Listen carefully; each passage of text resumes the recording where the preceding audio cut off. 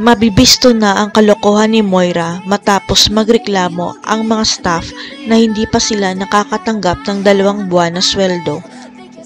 Kaya pala marami ang nagsialisa ng mga staff sa Apex Med dahil hindi nagbibigay ng sweldo si Moira dahil wala ng pera ang ospital. Kaya nang malaman ni Doc RJ na may anomalya sa opisina ni Moira, abot langit ang galit nito kaya inako niya ang sweldo ng mga staff. Malaking palaisipan kay Doc RJ kung saan napupunta ang income ng ospital at ngayon lang ito nangyari nang si Moira na ang admin head. Napahiya si Moira sa mga staff dahil pinagalitan siya ni Doc RJ, kaya si Annalyn ang sisisihin ni Moira na marami daw itong social service.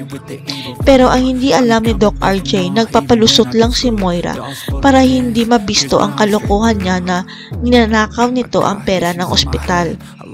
Sapagkat hinuhututan na pala ng pera si Moira ng kabit niya para hindi nito isiwalat ang sikreto na hindi si Doc RJ ang ama ni Zoe. Matagal nang binabayaran ni Moira ang totoong tatay ni Zoe para manahimik lang ito sapagkat malaking kahihiyan ito sa pamilya niya. Sa panguhuthot ng lalaki ni Moira ay unti-unting nauubos ang pera niya kaya atat na atat siya na makuha ang posisyon na admin head. Sa kadahilan ng desperado na si Moira na magkaroon ng pera para maibigay sa totoong ama ni Zoe dahil tinatakot siya na isisiwala.